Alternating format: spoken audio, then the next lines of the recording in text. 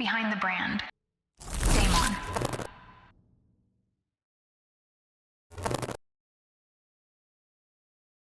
Welcome to Images Retail ME Growth Labs. I am Anurima, the Executive Editor for Images Retail Middle East, and I have with me our guest for this morning. He is none other than an expert in the private label sector, Jonathan Watts, the GM for Watsons. I will ask Jonathan to give us a little bit of insight into what's cooking at Watsons and how he has seen this sector growing in the last few years. Over to you, Jonathan. Yeah, good morning, and thanks for having me here this morning. It's a pleasure to be with you. Just a brief update on Watsons. Today, we currently are having a true omni-channel experience in the Middle East with 20 stores open in 3 countries. We've got an aggressive expansion plan that is ongoing at the moment. We've already signed 14 new locations this year, and we are currently operating out of UAE, Saudi, and Qatar, and we'll be entering Bahrain next month.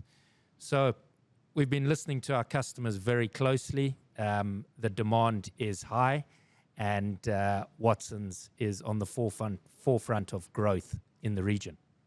Amazing. So you have actually led private label as a category for different brands over the years, and you have a vast experience.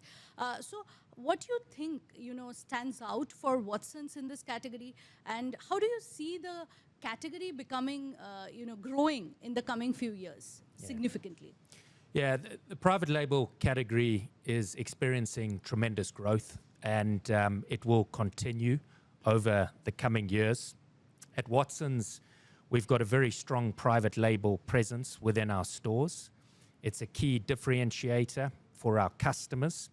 At Watsons, we like to put our customers at the heart of everything that we do, and we listen to what they want. And by providing these products to them in the right categories, at the right price, and at the right time is essential to the further growth that we're going to be seeing across the coming years.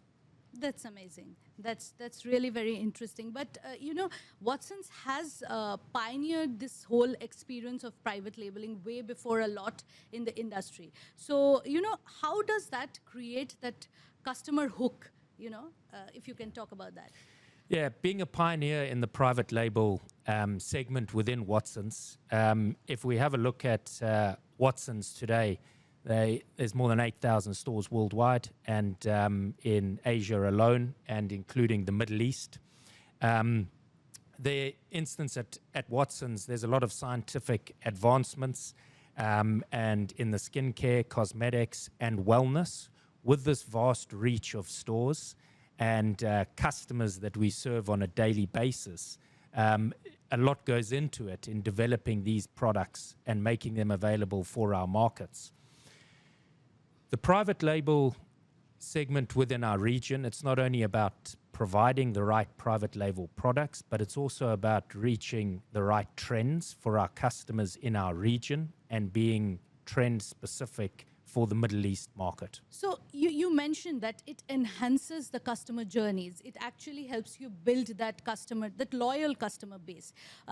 Do that also get them some extra reward? Do you give customers extra benefits on loyalty if they're shopping from your private labels, or how does it go when it comes to customer loyalty?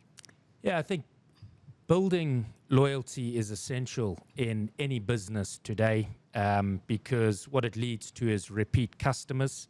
And once we have repeat customers, we've got improved offerings that we can bring to them. At Watsons, our focus is on introducing the best labels, the highest quality ingredients in the market today that cater with sustainable choices that we've got within the private label. In Watsons, we've got a tailored loyalty program called Blue, and this is growing day by day, and it helps us get the right insights of our customers to develop the new private label products that are required for our customers today. Sustainability is central to our brand's development. And that's from sourcing the correct ingredients, the packaging that goes with all of these products. Watsons has stepped up.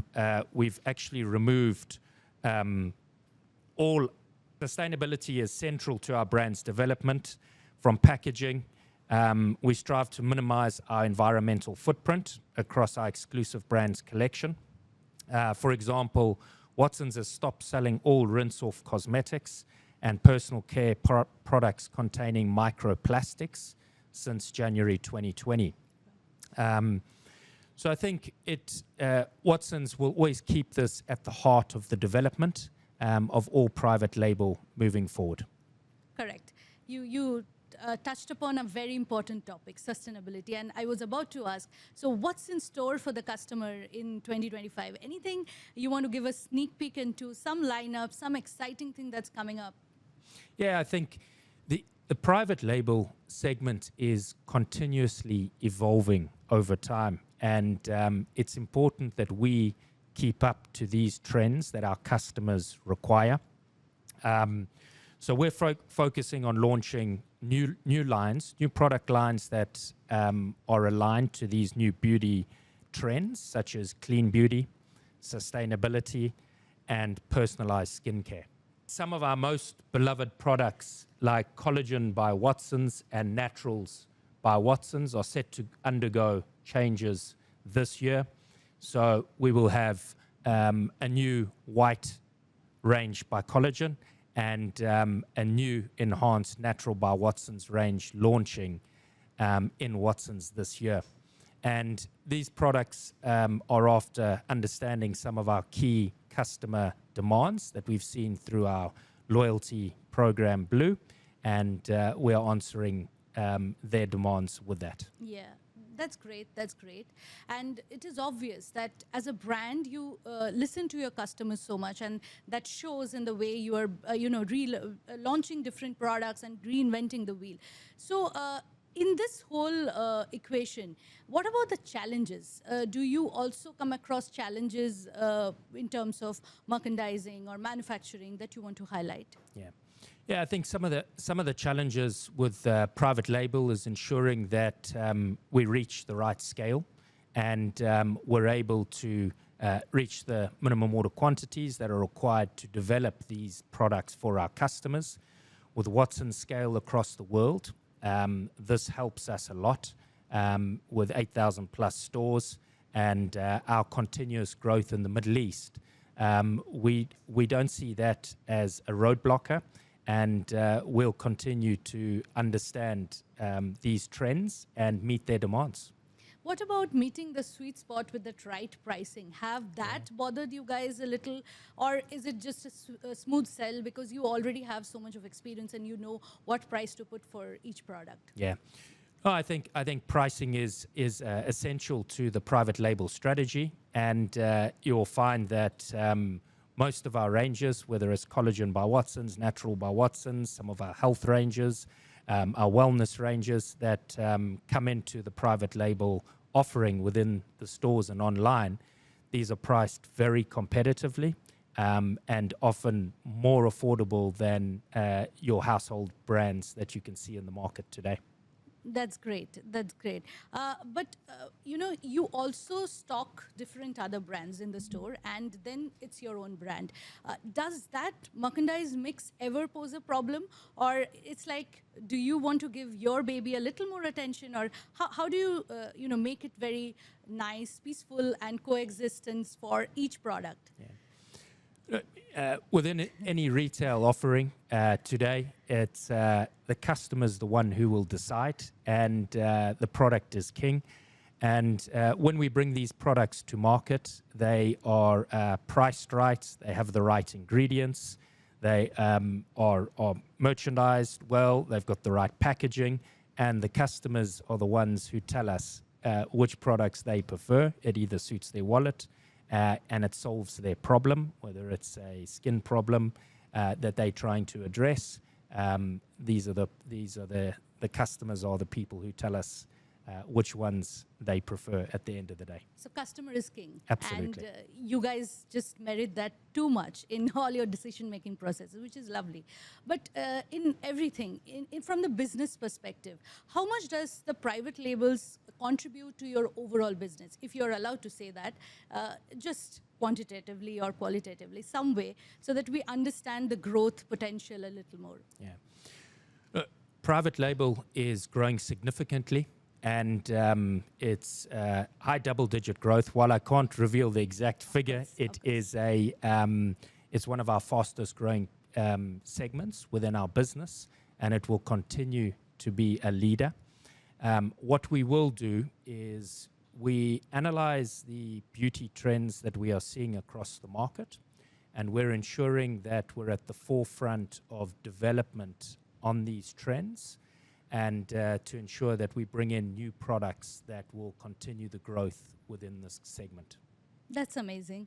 That's amazing. So, let's specifically look into the Middle East for a moment, because Watsons has an international foray, and there are a lot of things that's going on internationally.